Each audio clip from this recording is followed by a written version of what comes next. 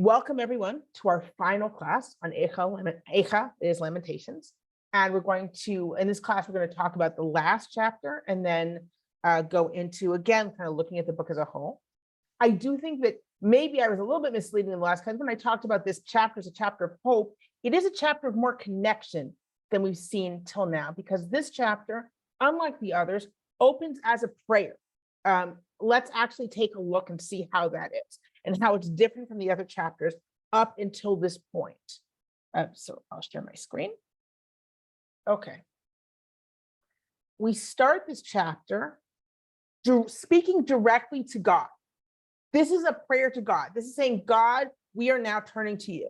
Does that mean that the speaker feels connected to God? We will see that no. The speaker is trying to renew a connection with God. However, it's very different from our other chapters. And let's take a look at what I mean. Okay, so if we see if we go through some of the other chapters, just to remind us, and I think I didn't emphasize this enough in previous classes, that of course every chapter up till now, except for chapter 3, Ani Hagever, I am the man, which was a turning point for us in the book, and a turning point and a different type of lamentation, very much from the others. They all start with Eicha, right? Whoa, they have alas, right? You know, this is a sad, we're starting with this sad thing. Look at how this happened, right? Eicha yashva vadad, ha'ir rabatiam. How has this city that had so many people, it now sits alone? Next chapter. Eicha ya'iv ba'apo Hashem et batzin. How has God in his wrath, right, caused damage to the daughter of Zion, right? Then, as we said, Perek Gimel chapter 3 is different, right? It's Ani Hagever, I am the man. We're looking at someone who says, I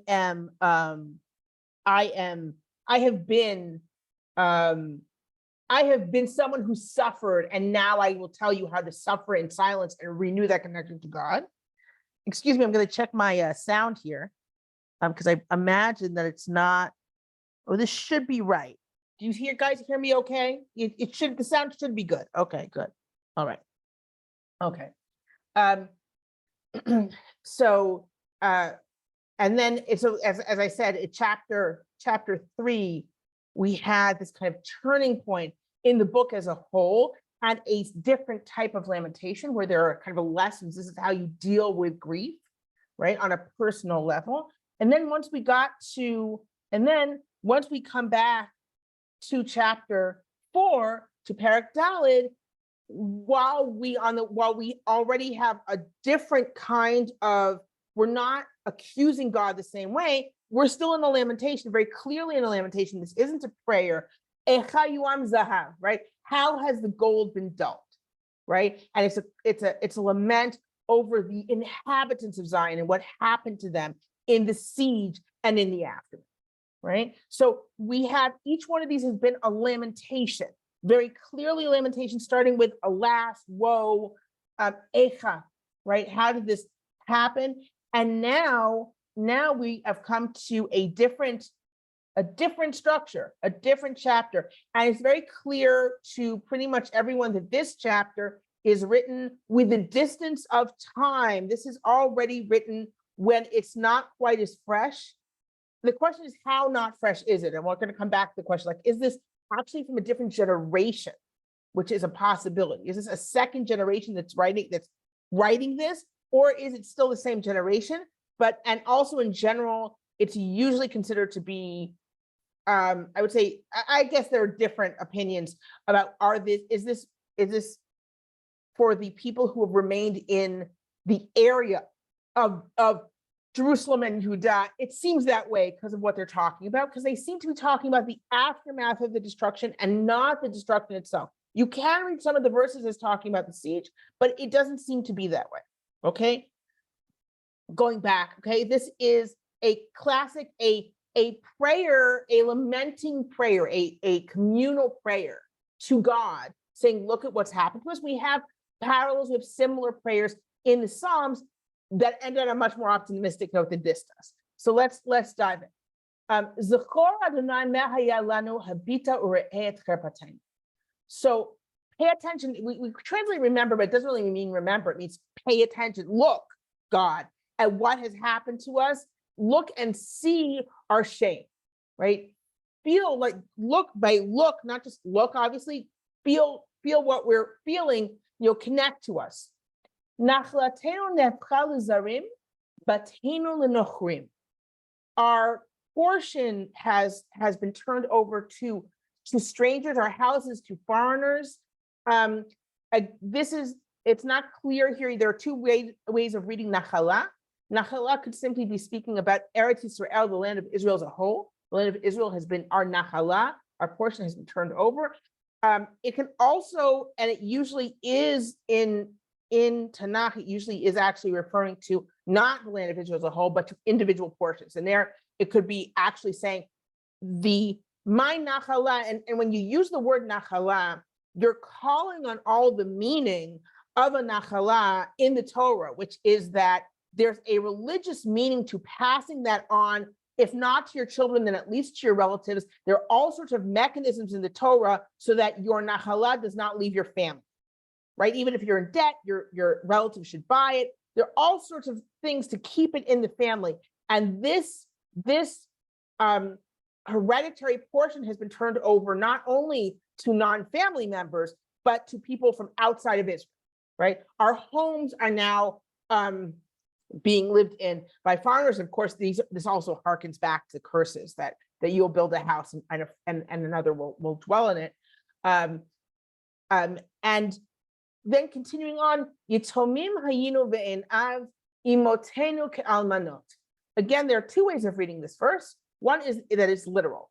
We became orphans. Why? Because many men die in war, die in battle, right? They'll so many of us have become orphans. And then our mothers, why are they like widows? If you want to do a literal translation, they're like widows because they don't know if their husbands are dead or just missing, right? They're like widows because they don't know. But what's probably going on, and there are, I think it's Rabbi Yosef Kara and Rabbi Yosef Kaspi explained this way. We're orphans. Why? Because we're like orphans and our mothers are like widows. How? Oh, actually, no, I think it's, I excuse me for my memory. I didn't look at this inside. I believe it's Ibn Ezra says something about being able to rely one on the other. Regardless of who says what, sorry. The idea is that like orphans, remember that in the Torah, in Tanakh in general, this whole idea of help the widow and orphan. Why do you need to help the widow and orphan?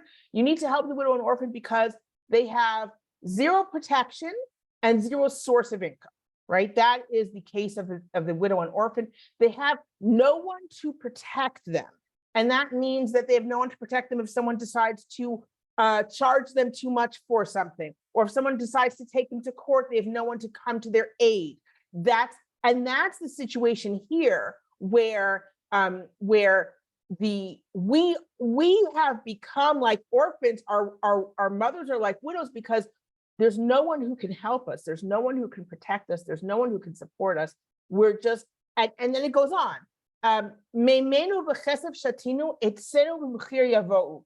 And again, this doesn't sound like the siege, because in the siege there wasn't water. It's not that, oh, we had to pay a lot of money for water. There isn't water in a siege.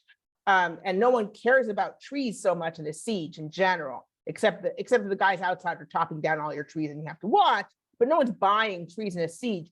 What seems to be happening in, or I shouldn't say trees, wood, right? It's wood here.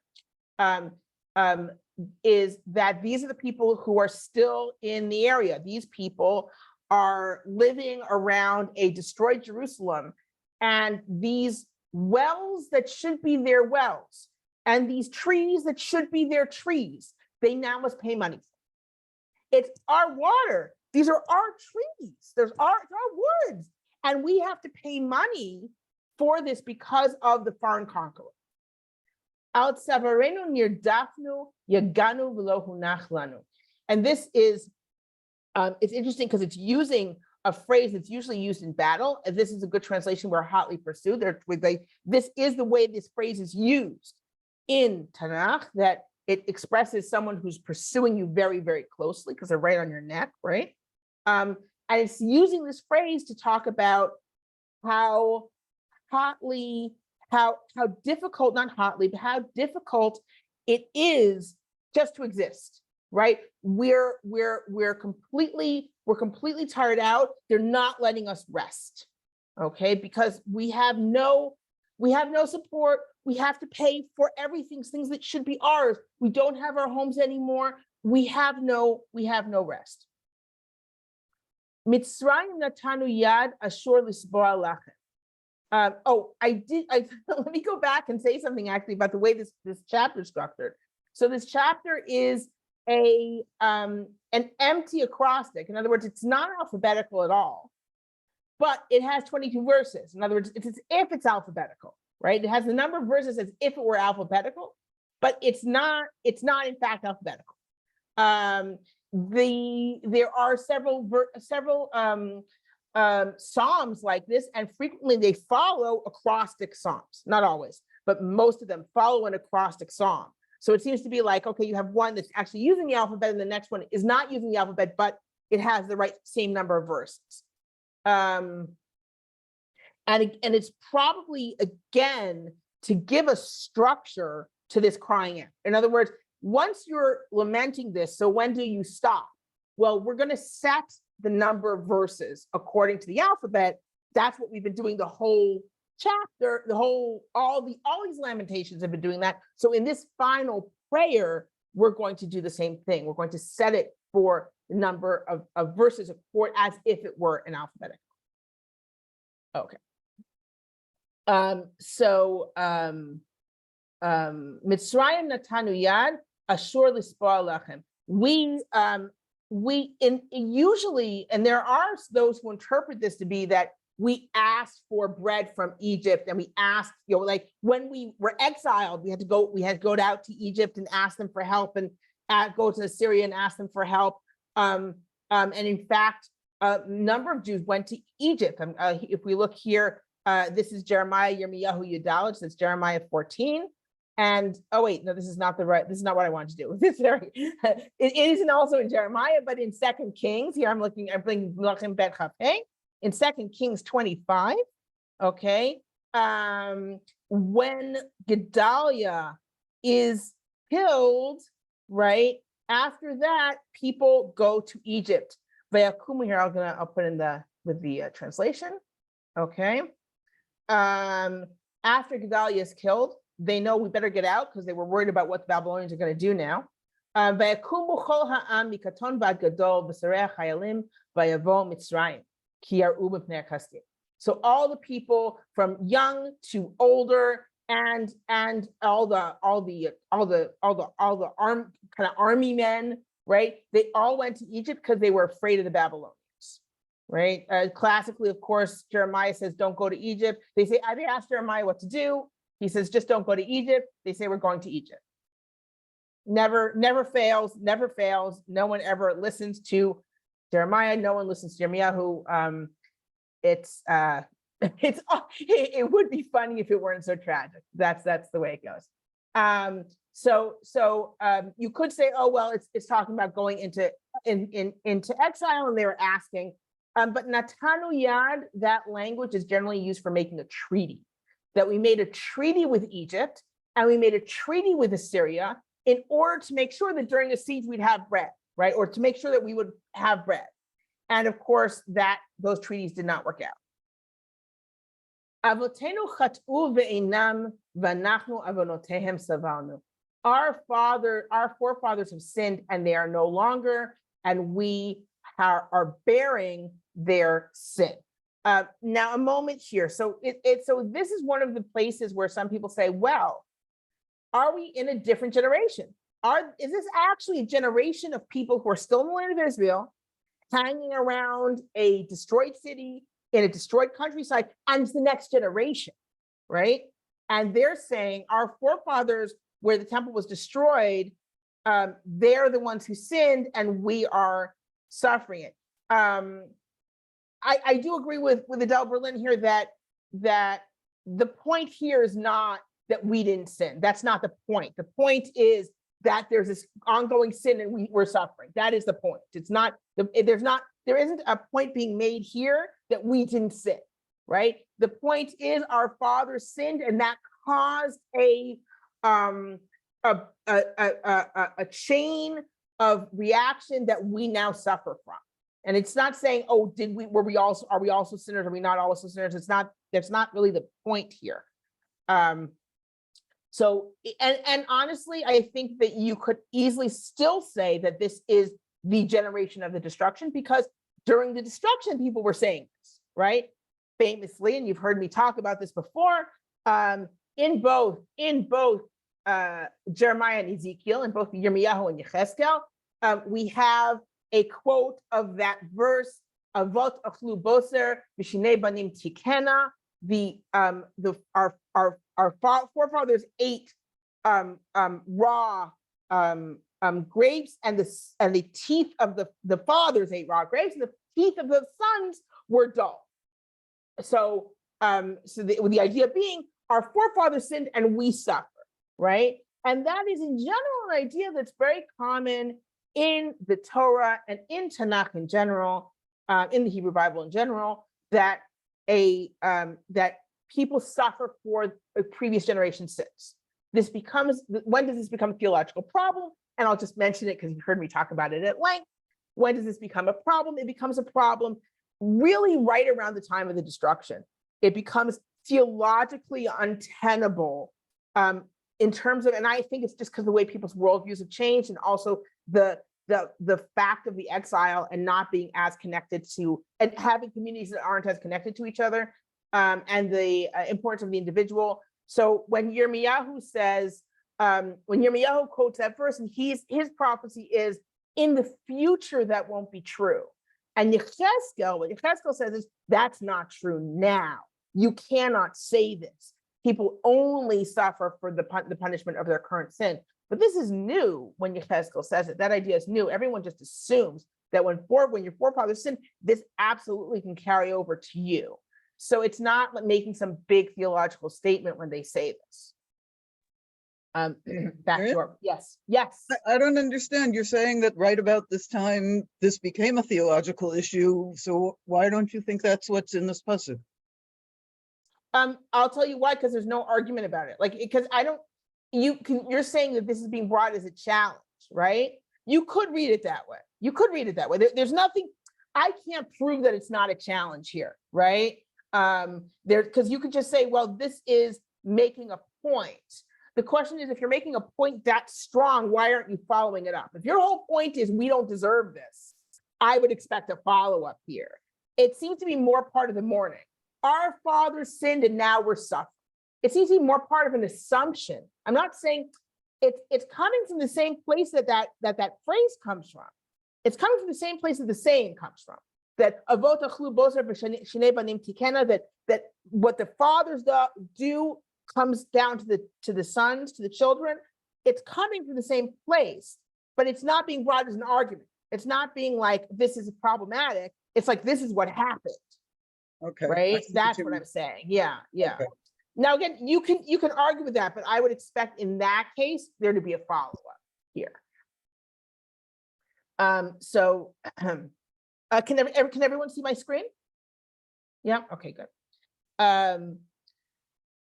So, and then they go on, Avadim mashlu banu porek en miyadam. Now, again, this whole, in general, if we wanted to find like kind of a theme to this part of the chapter, it's more or less the economic and physical situation of the people who are still in this area, right? Where they have no support, they have to pay for what should be their own, they have no rest, any treaty that they had failed, or you could read it as that they're asking for actual bread from other nations, and they're not getting it, and they are suffering the consequences of their father's sin. Continuing in that line, avadim mashlu banu porek en miyadam, servants or slaves are ruling over us. There's no one to free us.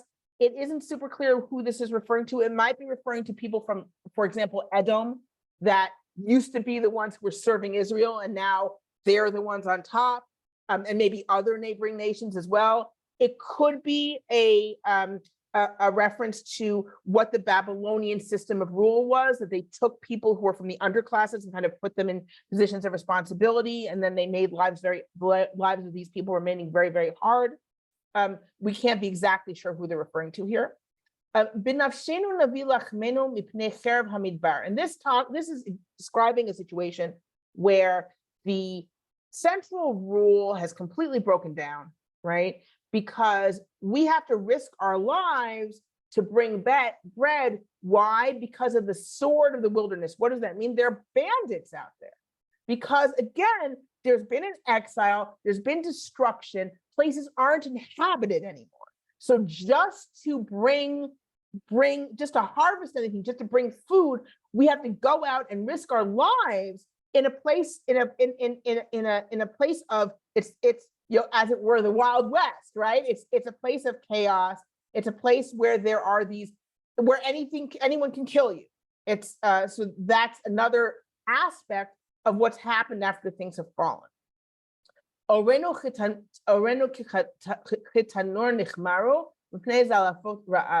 I don't like this translation. Our skin glows like an oven. That doesn't make any sort of sense.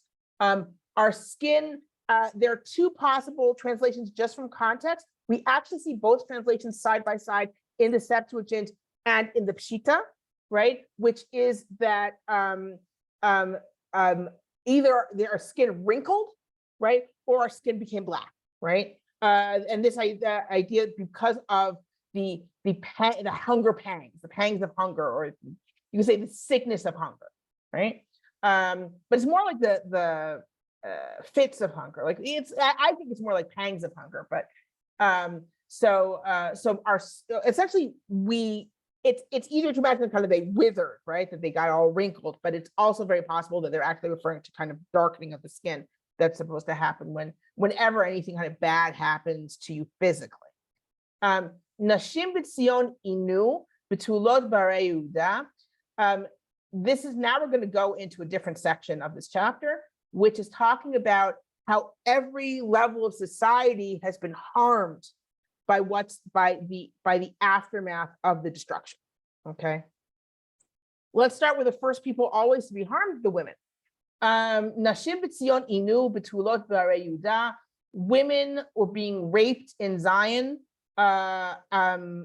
Maidens in the cities of Judah, like not just around, like the first order of women in Jerusalem and the women in the areas around Jerusalem.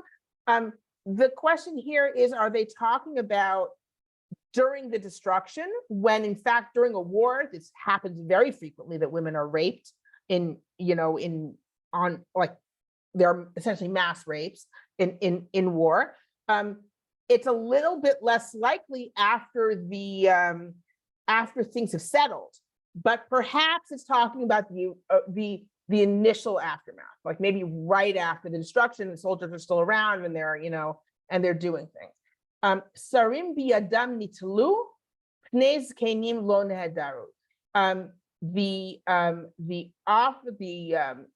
elite, right, were hanged by them. Okay, and there was no respect shown to the elders. It's interesting because it seems very different, like to be hanged versus not to be shown respect, right? Possibly what hanging here means is this. You can see this is Lachish. Assyrians like doing this. They're impaled. These guys are impaled, right? Now they're not necessarily. These guys look like they were maybe impaled alive. They didn't have to be impaled alive though. It wouldn't have been unusual for them to take a body and impale them and put them in the gates of the city to show, hey, look, this is what happened, right? So it sounds like that might be what it's referring to here, that they were killed and then impaled and put on display. Again, these are Assyrian. This is from Lachish. This is the Assyrian conquest of Lachish. We're talking about Babylonians, but we know the Babylonians, they copied the Assyrians in a lot of different ways. So it wouldn't have been that unusual. And the idea seems to be that the people who would be leaders have been destroyed. The people who would have been leaders have been taken out, right? And the elders have not been shown respect. Again, leaders, right? These are the potential leaders. They're also elders who you owe respect to, right? The whole way society works has been destroyed. The young men have been put to hard and humiliating labor because they have to carry millstones, which really means they have to grind flour. That was considered a job for women and servants, right? And you're making the young men do it. So it's both hard, backbreaking labor and demeaning. And they also are stumbling under loads of wood. Wood carrying also was considered the very lowest job, very difficult and lowest level job. So again, it's a demeaning job. What is the result of this? The result of simply the harming of every level of society and making it so that they can't fulfill their function. What happens then is that the elders are not at the gate. Remember that the gate is where buying and selling happens, and it's where judging happens. It's where people gather to make decisions. The elders, that's where elders sit at the gate because they are respected and their opinion is respected. They judge, they give their opinion about what's going on, what should be done, and they're not there, right? Bachurim, yes. Just going back, I'm wondering if Pasuk Yud Bet is made to be open to several different interpretations. The Sarid Biyadam needs to. I guess the pshat is that they were hanged by them, being the enemy, but it could also be interpreted they were hanged by their own deeds.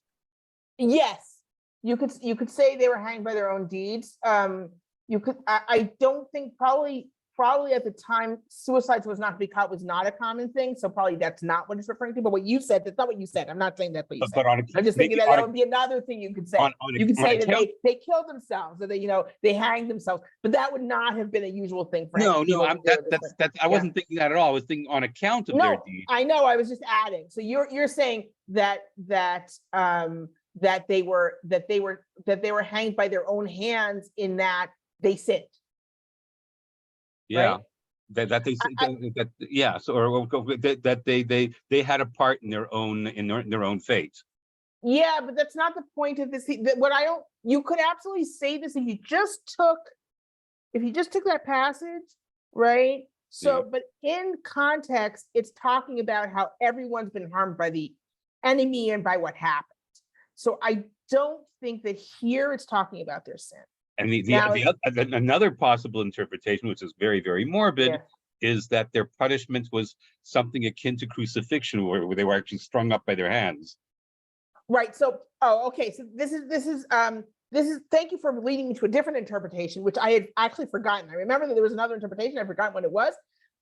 So not crucifixion, because crucifixion was not really being done yet. Right. But this has been interpreted as that when the women were being raped, they hung the officers by their hands so they couldn't stop it.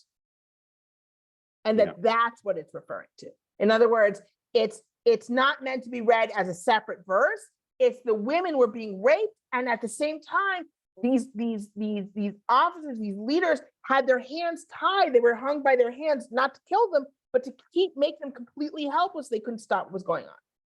That way, it's a little bit more parallel to the continuation of the verse that the elders weren't respected, right? So they bound the hands of the princes, and they didn't respect the elders, as opposed to actually killing the princes, because then it really seems kind of uneven in the verse. Miriam, I just after what Danny said, like just one small note. I didn't hear the whole thing. I'm half listening. I'm doing something else. Okay, sure. But you said that you think that killing yourself wasn't like common at the time. So I just want to bring two examples from the Bible. One is Achitophel, and one is Eov. Achitophel kills himself after his advice wasn't given, and Eov, he's but that's much earlier. Achitophel. That's what I'm saying. When you're having, like, if you're talking, Achitophel's way earlier than this. In this, okay. in these stories, like Sidkiyahu is captured and they poke out his eyes. And they first they kill his sons in front of him, and then they poke out his eyes.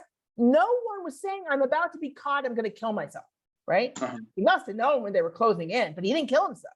Right? So it's that, to me, that says that at that point, as opposed to what we read in, let's say, Melachim Aleph, like we read in Kings, earlier on, it seems to me that at this point, it wasn't a common thing to do, to say, they're closing in on me, I'll kill myself, right? That's what it says to me, right? Because we don't hear about anyone killing themselves, even when they're closing in on them. So that's, Okay, thanks. no problem. Okay, so going back to, so what has happened now after all this has been done to the women, to the leaders, to the young men, so that the elders are not at the gate and the young men are not singing and playing music anymore. There's nothing, right? And then it goes right into, and this is, I think, is a transitional verse, really, that takes us from that lack of joy of just the people to the tremendous lack of joy that is the destruction of the temple specifically.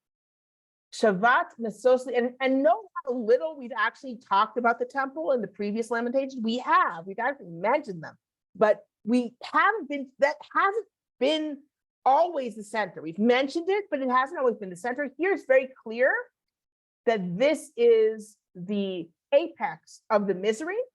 Okay, Shavat Mesosli, and we're getting to it. Okay, Shavat Mesosli Beno Nepach le'evel mecholenu. The joy of our heart is gone. Our dancing has turned to mourning. Why? And again, this is a transition from the young men and now to the Beit HaMikdash, to the temple. Nafla ateret roshenu oina lanu kichatanu. The crown of our head has fallen, and everyone knows what it is. You don't even have the crown of our head. Oh, woe to us because we sinned. Right. And again, there's no this idea, our father sinned, we didn't sin. No, we sinned, right? We sinned, and so we lost the Beit HaMikdash, we lost the temple. This is what our hearts were sick because of. Because of these things, our eyes have dimmed, have become dark. What are these things? It seems like after all this, it's the loss of the temple, it's the loss of the Beit HaMikdash. For this, we have like our hearts just sick. That is, and this is just the crown of, this is the crown of the misery, right? For the Mount of Zion that is desolate, that jackals are walking in it. And the idea, of course, jackals are walk in wild areas, in overgrown, uninhabited areas, right? And they're also, of course, an impure animal. And so the Har Zion, right, Mount Zion, that's the temple. That's simply another, here, it's essentially another name for the temple, or that mountain is desolate. And it's so desolate that jackals are walking. Miriam? Yes. Shualim are foxes, not jackals. Yeah. What? Shualim are foxes, not jackals. Shualim are probably not foxes. However, we have a word. We actually have a word for foxes that's actually kind of close to fox, right? Oh, wait, no, it's not close to fox. It's close to, there's another, Shualim in general are considered to be jackals in Tanakh, but hold on, but they can be used for foxes because it's not 100% that they distinguish between them. There's a word for fox, okay, but it's not 100% sure that they really distinguish between jackals and foxes. They absolutely could have used this word for both, okay? When people are being like really pedantic, they say these are jackals, right? But it's absolutely possible they're referring to both foxes and jackals here. Yeah, the people who wrote the Tanakh were not terribly good zoologists. They get these things. Yeah, they're not. They weren't so into like what does it matter, right? I don't know, but jackal. I'm a little biased because foxes are so cute, but absolutely you could have this could absolutely be referring to foxes as well. But usually, but yeah, but like a modern like biblical scholar would first translate this as jackal and then say it could also be foxes, right? Miriam, actually, Yes. I think we first of all, I think we saw even in Eicha tanim, which are jackals. Yeah. We saw tanim somewhere, and Yeah. in general, I tend to, like, my impression is, you probably know much more, but my impression is that the people in the Bible time like knew quite a lot about nature, much more than us. Like they talk a lot about different kinds of vegetables, different kind of plants, and use them in their allegories. So I have a feeling that the distinguishment what did mean something to them. Okay, it's not a hill I'm dying on. So if you want to say this is foxes, that's cool. No, I'm maybe just it's saying it's symbolic of not something. unusual to translate as jackals. Put it that way. It's not unusual. Let me take a quick look and see here. Just a second. Let me. I was also thinking maybe there's some kind of, I don't know, symbolism by using, foxes and not something else. I'm asking. That's a Just good one other point. question. One other point, the famous story of Rabbi Akiva, when they see this animal coming out of the Kodesh HaKodashim. It's a fox. Yeah. The implication is that it's slithering, and jackals don't slither, foxes slither. So what Yaakov Klein says in his thing on Eicha is that while normally you would want to translate shual as fox, the way that a shual is described as living in Tanakh doesn't fit a fox, it fits a jackal. In other words, they but it could just be they just don't know how it lives. It could be they just assume that a fox lives like a jackal, and so they're using a description and shual is fox, right? But that's the reason to translate as jackal is because when they translate what a shual does, right, they seem to be translating something that's living like a jackal as opposed to living like a fox, right? So that's apparently the argument. That's the argument. There is a cognate in Ugaritic, which is ta'al or ta'al, and in Akkadian it's shelebu, right? So there is a fox cognate, right? It's just the reason that it's translated as jackal is because when this animal is described in the biblically, it seems to be describing a jackal as opposed to a fox. Right? So I'll go with you guys. Fox, you won me over. Okay. All right. Okay. So foxes are prowling. We thought you won the argument. Oh, I won? I thought you guys won.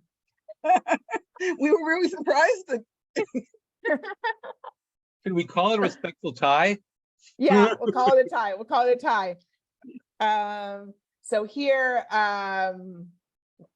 okay, so going back, and now we're getting to something that really is a new theological point that is necessitated, that was really necessitated and brought home by the destruction of the temple. Okay, so I'm going to go reread this verse. Al Har Tzion Sheshamem, right, on the Mount Zion that's desolate. So at Shualim Hilchubo, fox jackals are walking in it. So it's the temple has been completely destroyed. And then we have this verse, Ata Adonai leolam teshed kisacha ledor vador. But you, God, will dwell forever, your throne forever and ever, right? Why your throne up until this point, the standard understanding of God's throne was the temple. So here's one example. There's more than one, obviously. Okay, so again, here, right after we say that the temple has been destroyed and animals are wandering through it, but you, God, right, you will dwell forever and your throne is forever. Up until this point, it wasn't uncommon to say the temple was God's throne, right?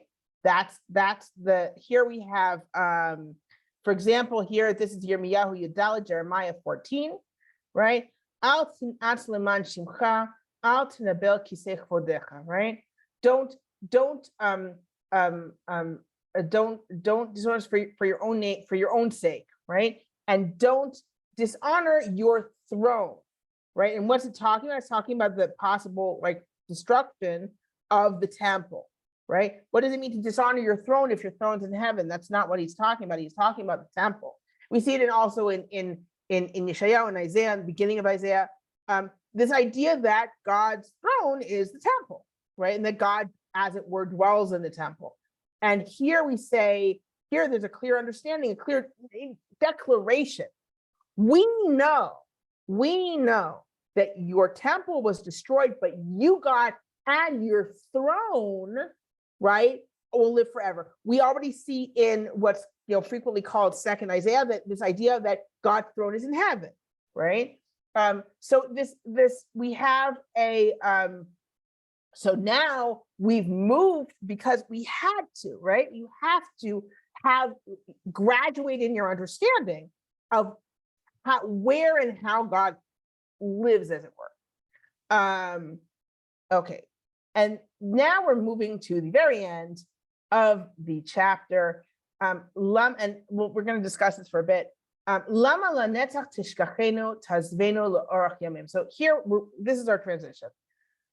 The Beit HaMikdash, the temple, is desolate, but you, God, you are forever. We know you are forever, and your throne is forever.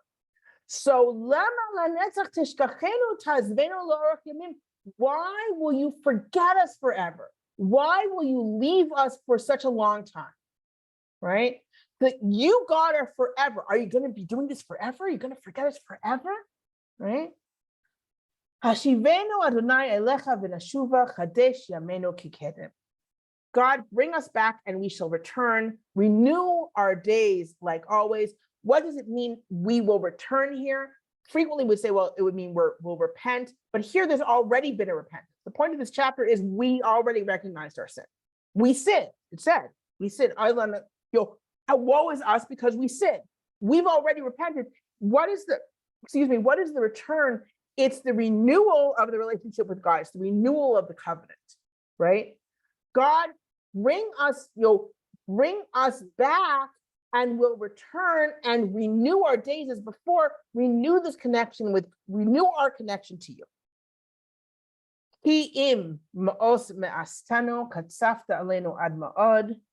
Because if you have rejected, there's so many ways to translate ki-im, right? Here. It can be because you have rejected us. Because you have rejected us, but you have been overly angry with us. Or it could mean because even if you've rejected us, you've been overly angry. Or have you rejected us to such a degree and you've been overly angry? So there are numerous ways to translate the ki-im, right? What we usually automatically translate it as, because if you have rejected us, even if you have justifiably rejected us, you have been overly angry with us. Now, I'm going to stop here for a moment, right? And note, this is very different. If we go back here, when I talked about this being a kind of a lamenting prayer, we have Psalms like it that says, remember us, God, look at how we've suffered. And they end with a hope for salvation. They end with a hope for return. They end with saying, and God, you will remember us. They end with that hope. This does not actually end with that hope. In that, it is very much a lamentation. It ends with this kind of pessimism, saying, because if you really rejected us, isn't that too much? Isn't it too much, God? Without a hope, without an end. Now, I did talk in the last class about how this chapter would have more hope, and it does have more hope in that it's a direct appeal to God. It's a direct prayer to God. And when there's a direct prayer to God, there is an assumption that there is a connection there. And it's asking for renewal of that connection. It's asking for renewal of that connection. Bring us, and then of course, traditionally, this ends on such a difficult note. We repeat the previous verse when we read it. Return us bring us back, God, and we will return, renew our days as always. practice of reading this dates at least to the Yerushalmi. We have it in the Yerushalmi. I believe we have it in Sikha Rav Kahana, and we have it in Midrash Eicha, right? So we have this idea of longstanding that we don't end on this tremendously pessimistic note. We end on the note of God return us. But the person who wrote this ended on that note, saying, if you've really rejected us, isn't that too much? How angry can you be? Right? Like, this is like, look at how we've suffered. And it's interesting because if you look at the verses, right, we have this positive, negative, right? You, God, will live forever, right? Your throne is forever. Why will you forget us forever? Bring us back because you completely rejected us, and isn't that too much, right? So there's this kind of back and forth with, we believe in God, we believe God is forever, we want this connection, but it's not there. So on the one hand, what this lamentation does, what this Kinan does in this chapter is calls to God. We see that we already can feel that it's not talking anymore right after the destruction. It's not responding directly to the destruction. It's saying, look what happened after destruction. Look what our situation is. And one verse that people point to is why will you forget us forever? Why will you leave us for a long time? Saying this must be someone who was written, this must have been written in a second generation at least, because they've been waiting and God has not, in fact, returned to them, as it were, right? In other words, what's the long time? The long time isn't 2 years. It's not 3 years or 4 years. What's the long time? Now, I think the long time could be 5 years, it could be 10 years, it could be 7 years. This situation feels, I think it's going to make time feel very long, right? But you could say that this is actually a lamentation from a second generation. And remember that there is a tradition of mourning, of days of fast and mourning for the temple for up till the return to Zion. So you have generations of people who are fasting, right? You have for that length of time, you have people who are fasting and getting together and saying lamentations, saying, look what's going on.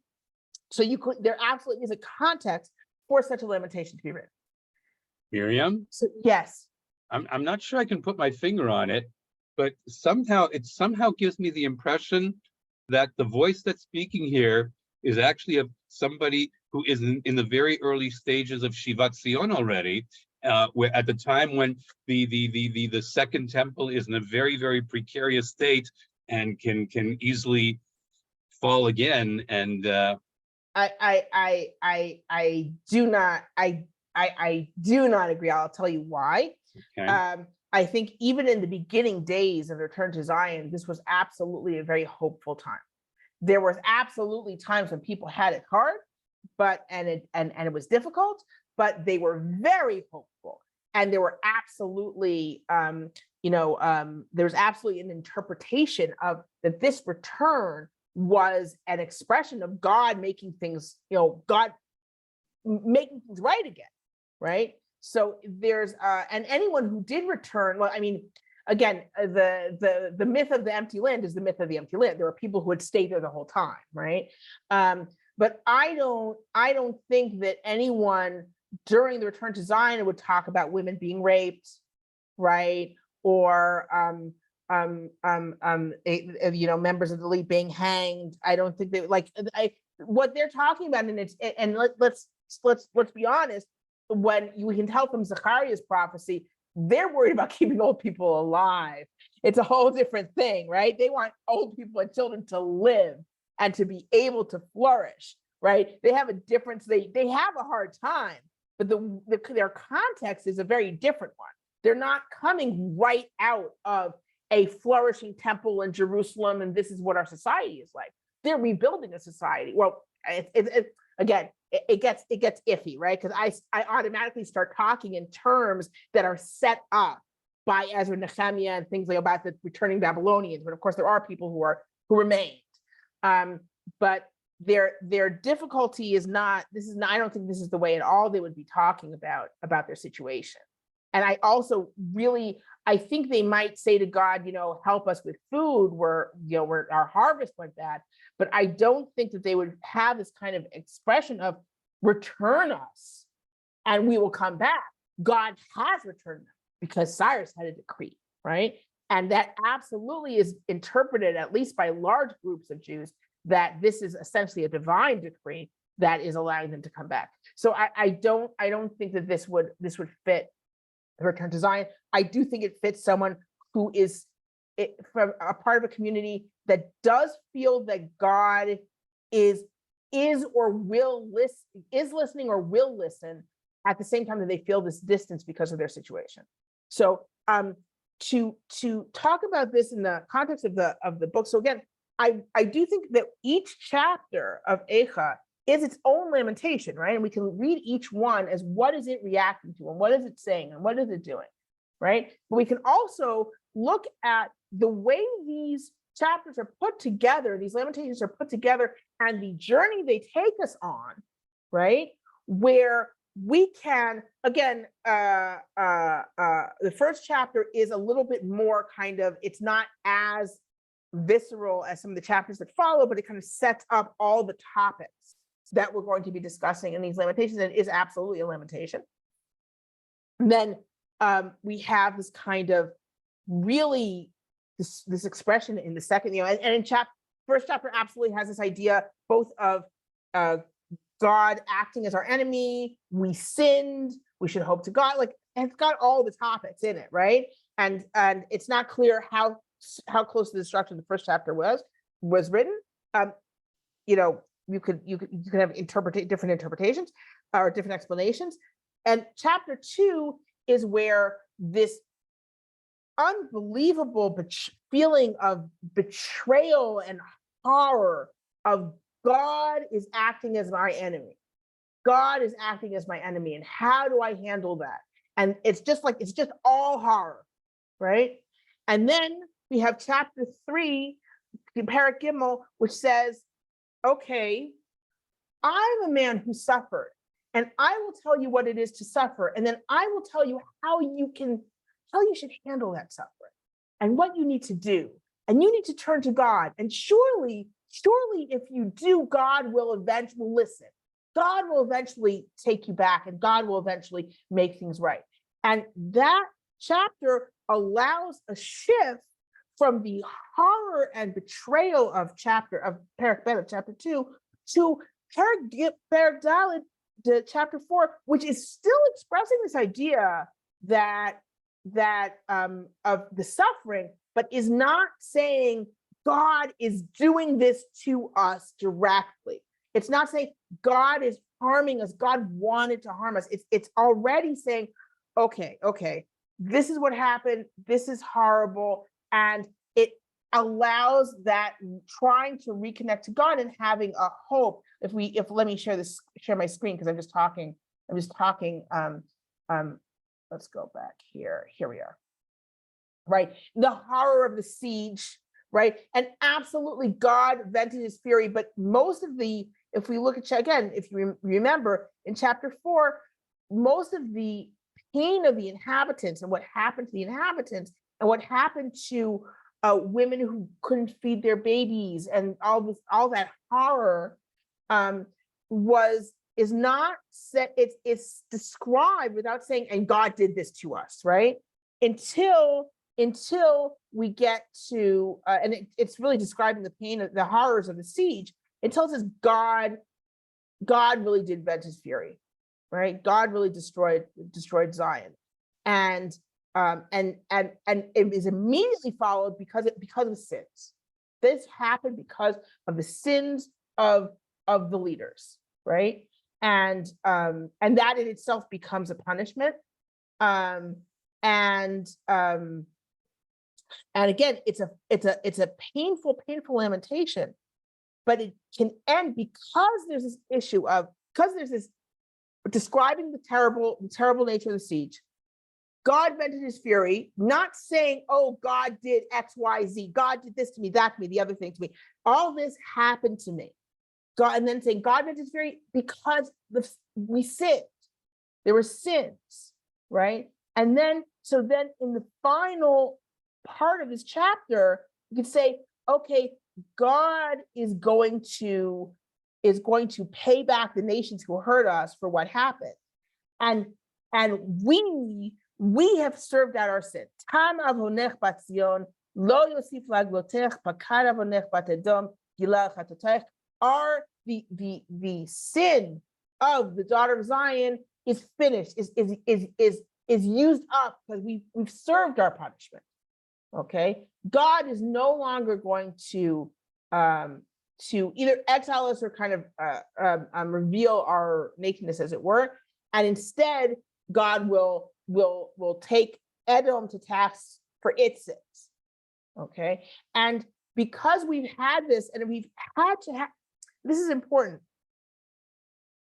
All of these steps have to happen. In other words, we have to be allowed, and the person speaking lamentation has to be allowed to scream at God, to say these horrible things that they experienced, and how they said, how could God do this to me? They had to do this.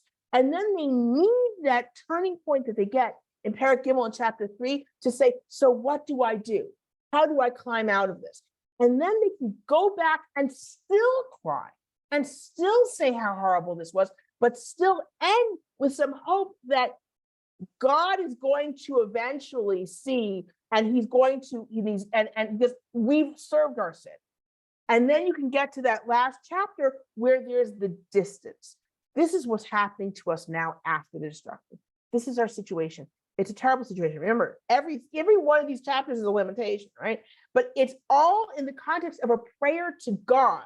Whereas before we had this distance from God, we're almost in every chapter. Perek Gimel, you say chapter 3 is less, but you're not talking to God because God's not listening. God did this. You're not talking to God. You are talking a little bit. Sometimes you'll say, I have a verse that turns to God. How could you do this? How could you let this continue? Right? But in most of it is that this tremendous distance. And in this last chapter is framed as a prayer, is framed as a turning to God. So after you've vented and you've expressed this distance into its height, as it is in Perek Bet in chapter 2, and you've dealt with how do I get through this, and then revisiting the horrors, and now it's now you're framing your lamentation as a prayer. Now the lamentation itself is in the context of reaching out to God. We're still crying. We're still saying, look what happened. But it's in the context of reaching out to God and a hope for the renewal of that covenant. And that's the journey that the book as a whole, that Eicha takes us on. And it's a journey that we are meant to experience because, and I think we do experience it because we do read it in Shul, and I think we do feel it. But I think that it's rare that we get to feel a book the way people felt it to begin with, in that there are many works, that I specialize in Second Temple works, and there are many Second Temple works that people say what the audience was supposed to do was they were supposed to be experiencing this with the hero, right? There's an argument of that with Eov, that you're supposed to be, there's a certain amount, that there's a certain, like when Eov has his revelation at the end, God visits him, it doesn't solve any theological problem.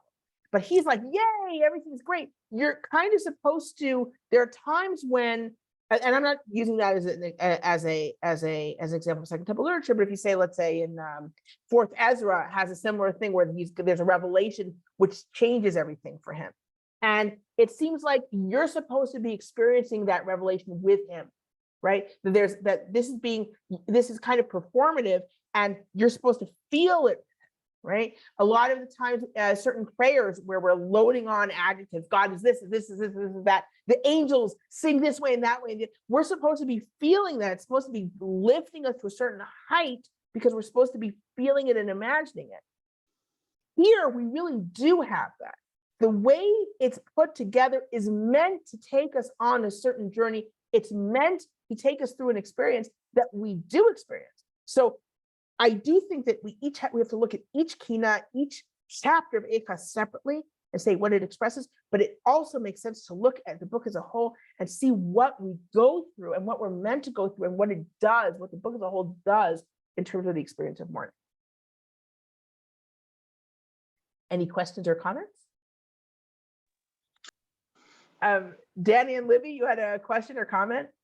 I'm wondering in general, it seems like the destruction made Jews have to sort of create a new theology to some extent in order to keep Judaism in existence. In a lot of ways. In a lot of ways. Wondering why they bothered. Why didn't they just say God is dead or God? Well, I think for me, and you were in my Yechezkel class, right? So I really think that that's kind of the way I really do see Ezekiel through that lens, where what he's doing with those initial exiles.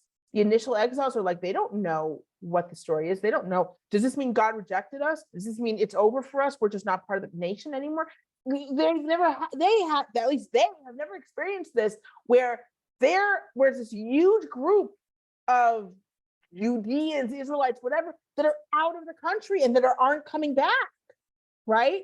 So what do they have? What are they now, right?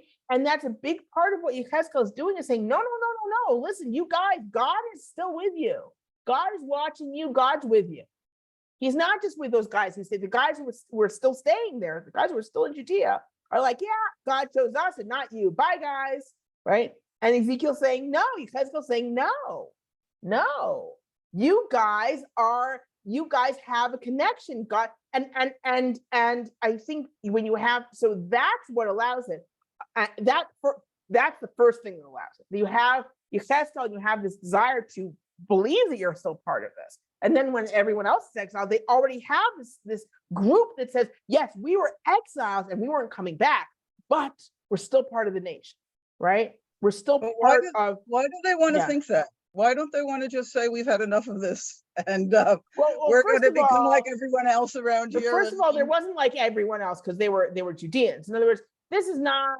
I mean, there was even if you talk about the Persian Empire, where people really did have they had different ethnicities, they could go all over the place. People still kept track of their ethnicity, right? You didn't just dump your ethnicity, right? So you didn't just dump. Most of the people that were exiled from other nations didn't stick around. Just like you had Yehudu, you had a place where all the Ashdodis went in Babylon. You had a place that was the Ashdodi city. We just don't care about them, so we don't talk about them. Well, but did they retain their identity for We weren't away for that long. You also forget that we weren't actually exiled for that long, and between the first and second temple, right? We could come back after not too many generations, right? It wasn't that long that we were exiled for between the first and second temple. It wasn't really even 70 years. It was like so the fact that we had communities and they very much wanted to stay connected, right?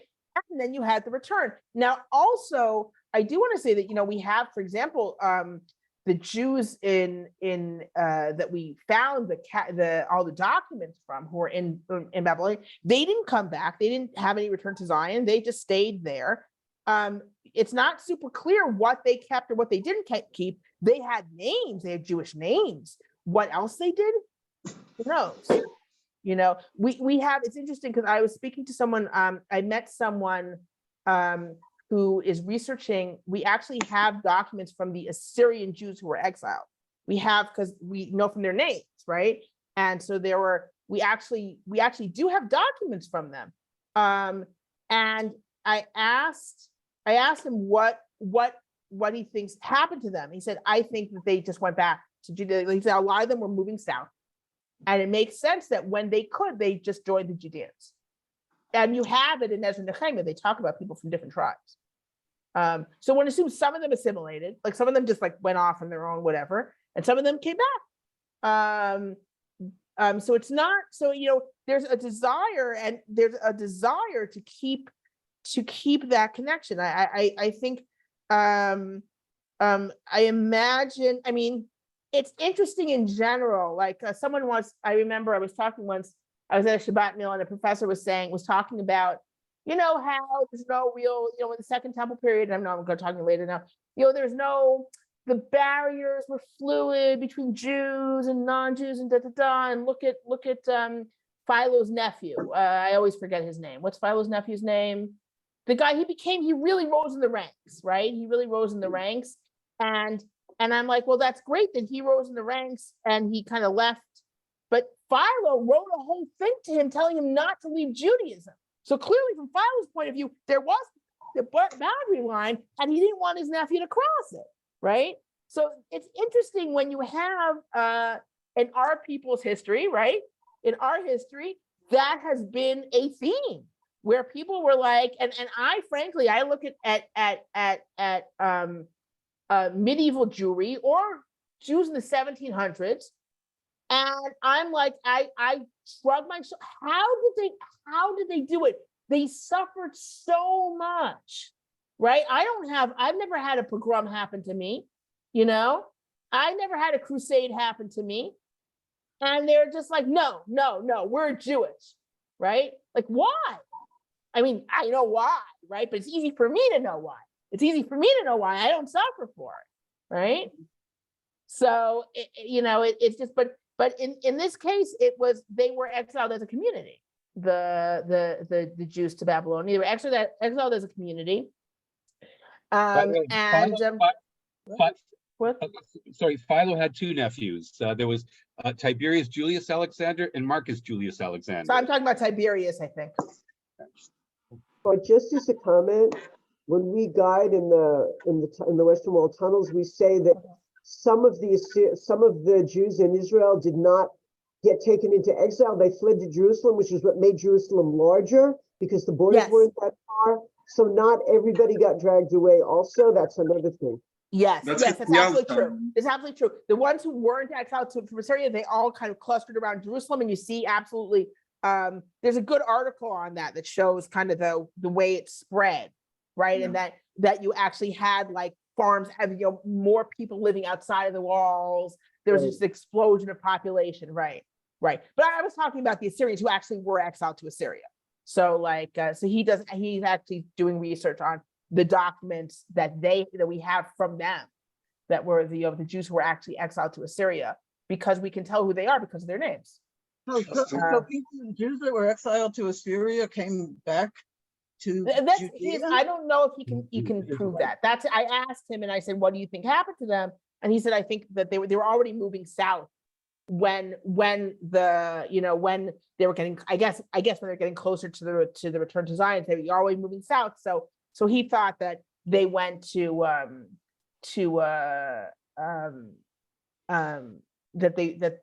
that they ended up, that the ones that, not everyone, but that a lot of them ended up kind of rejoining Judea. But I don't know if he can prove that. I think like right now he's still like he's doing his preliminary research looking at the ones who were in Assyria. And then you get, because you also get once they're down there, you can't tell anymore who's from Assyria and who isn't, right? Because the only way you can tell it is when they're in Assyria and you've got these Assyrian names, and then you have an Israelite, right? Then you can say, oh, okay, I know something about this person.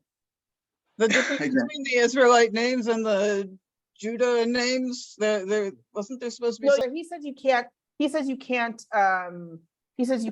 tell necessarily. Like there are some people who say you can tell between Judahite and Israelite, and he's like, no. He says you can't really. So I'm going with him. Like I don't know enough about differences here, but apparently there are some researchers that argue you can tell the difference, and he's like, no, he doesn't think that you can. He doesn't think that you can. He just thinks it's pretty go anyway. Yeah. There are those who believe that there was a mixing of populations already before the Assyrian destruction in the days of Yeravam ben Yoash, when basically Mamlechet Israel almost takes over Mamlechet Yehuda, and there's already a an influx of Israelites going southward into Yehuda already. Yeah, I don't know why there wouldn't, like, yeah, I don't know why not. You know what I mean? Like, why would there be a mixing of populations when things are good? When everything's when things are fluid like that, why not? But I think mostly when we talk about, oh, the Jews who were exiled to Assyria, we're talking about those who are still in northern Israel and those who actually were exiled. Not with, of course, some of them, as Sharon had said, some of them fled south during the exile. They escaped the exile by going to Judea. So the point that you're trying to make, when you're talking about the Assyrian conquest, is that when we're talking about this exile at the hands of Bavel, that it's not an entirely, it's a new phenomenon, but it's not an entirely new phenomenon, because the whole period of Beit Rishon was not a period. It was not a bed of roses. There were ups and downs, and there were times that the Israelites and the Jews were tremendously persecuted and feeling there were times of terrible depression even during the time of Beit Rishon. So yeah, but that's different. So there's this whole okay. So there's this whole idea. Always the question is also, so the book recently came out in terms of like kind of how religious were Jews in the first temple period, right? How many Jews were actually keeping the laws in the first temple period? It didn't, but for nationhood they didn't need to. Do you know what I mean? Like they were, this nation in this land, and they could worship Baal, and no one was telling them you're not a member of Israel. You understand what I mean? Like they could be doing all sorts of stuff, and you'd have lots of prophets to yell at them and tell them, hey, you shouldn't be doing it. But so the question really becomes like, once they leave, and I do think it's a good question to ask. I don't think it's got a simple answer, right? I don't think it's a simple thing to answer. The question is, once they're outside of the land, and it's always been that the people were connected to the land, and it was living in the land, and everything was wrapped together, right? Their history is, with God, and their history with each other. It's all, and the land, it's all wrapped together. So once you lose that connection to the land, what are you, right? And I do think that one of the reasons that why Yechezkel has to describe God leaving the temple, right? He describes the chariot, and in a way that if you wanted to, you could draw it, right? And it lifts up, and he describes it leaving the temple, right? He's doing that because his listeners are like, wait a sec, we've been exiled. They've been exiled before the destruction. They've been exiled. There's still Jews in Jerusalem. There's still a temple, and this group has been exiled, and they're never going back, right? So what are we, right? Are we still connected to God? Are we still connected to the temple? Are we still connected? Because the people back in Jerusalem are telling us, hey guys, you sinned, you're out. Goodbye, we've got your land now, right? That's what they say, right? That's what he's quoting. He says to them, no, it's not true. You're the good guys, like that, right? Why? Because they don't have a framework for this. They have no framework for this. And Yechezkel, in many ways, creates new frameworks for them, and especially in terms of like individual responsibility and this whole thing where what you do and what you are and your connection with God matters, is very much based on you, the individual, not your family, not your community, not your whole land, right? It's based on you as the individual. Once you do that, and you say God is watching you, the individual, and that's how God runs his world, then you can create this way of relating to God, which means that, no, I'm not with the original Jerusalem community. No, I'm not in Jerusalem, but that doesn't mean I don't have a connection to God, right? Now, I'm not saying that he created the individual connection to God. I think Moshe, I quote it all the time, Moshe Greenberg has this really nice series of lectures on prayer in the Bible, and he talks about how it shows that that individuals, like he's talking about prayer, not psalms, not like institutionalized prayer. He's talking about prayer that people kind of just say spontaneously. And he talks about how when they pray, it reflects their personality. So Yaakov is kind of a wheeler dealer, and Shimshon, Samson, is very kind of blunt, right? And he says, because the idea is that anyone can turn to God in prayer. Any individual can turn to God in prayer. So it's not that Yechezkel created the religion of the individual, but Yechezkel emphasizes that standing of the individual, right, vis-a-vis God and vis-a-vis what they have to do. And that's really necessary once you're in exile that way. And I think that's what allows for a lot of, what becomes exilic Judaism, right? And we quote Yechezkel all the time, Yom Kippur time. Like Rosh Hashanah, Yom Kippur, we're quoting Yechezkel left and right because he's the one who's like, you've got to do individual repentance. You have to do individual repentance. You're not paying for anyone else's sins. You've got to repent. You've got to stop. You sin in the next hour, you're going to pay for that sin. You can't just rest on your laurels either. So, okay. So it's been a good class and a good year, everyone. I'm going to be off for the summer, I guess. I'm thinking of next year going back to my roots, not our roots, but my roots, and doing Dead Sea Scrolls and Second Temple stuff. Okay. Okay. Great. Have a All good right. summer, everyone. Have Have a an easy great summer, pass. Elaine. Thanks a lot. Thank Okay, you. take care. Thank Okay, you. bye.